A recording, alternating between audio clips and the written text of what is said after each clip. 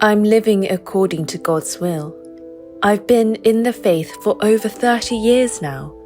I pray regularly, read the Bible consistently, and have been serving for a long time, so I've gained quite a bit of experience. Unfortunately, some people who are confident that they are living according to God's will actually cause difficulties in the church. They bring worldly ideas, values, and lifestyles into the church, polluting its spiritual environment. Yet, they firmly believe they are following God's will. They seem willing to obey God when it's easy or convenient. But when something goes against their own desires, they refuse to yield. The life we live after salvation is our one and only opportunity, so we must redeem it. To do that, we first need to know God's will. Those who do not understand what His will is will ultimately shape their lives according to their own desires.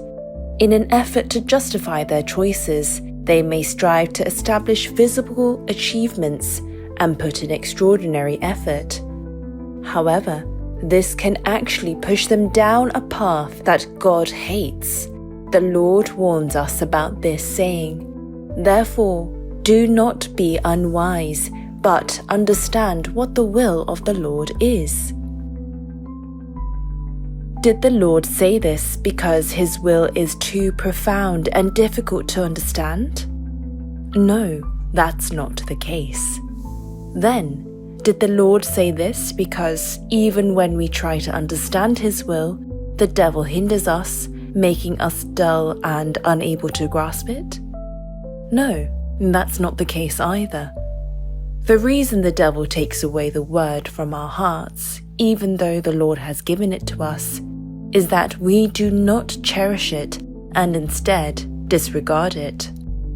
When the Lord says, "Understand what the will of the Lord is," He is telling us to set our hearts on Him, abandon our attitude of rejecting His word, and accept Him with all our heart.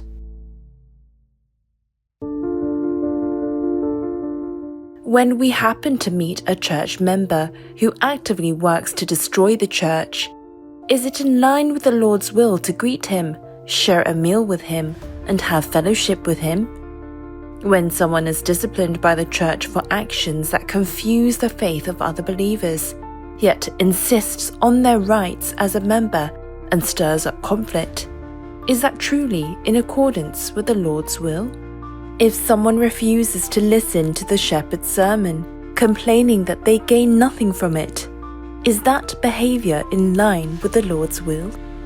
If we judge everything from our own perspective, we will always see ourselves as being in the right. But when we look at things within the Lord's great will, everything will appear entirely different. Foolish people disregard the Lord's way, make their own decisions, and yet disguise their own desires as His will. However, the Lord's will is written in the Bible and is continually proclaimed through His shepherd. The same principle applies to how we live our personal lives. Do you want to understand the will of the Lord?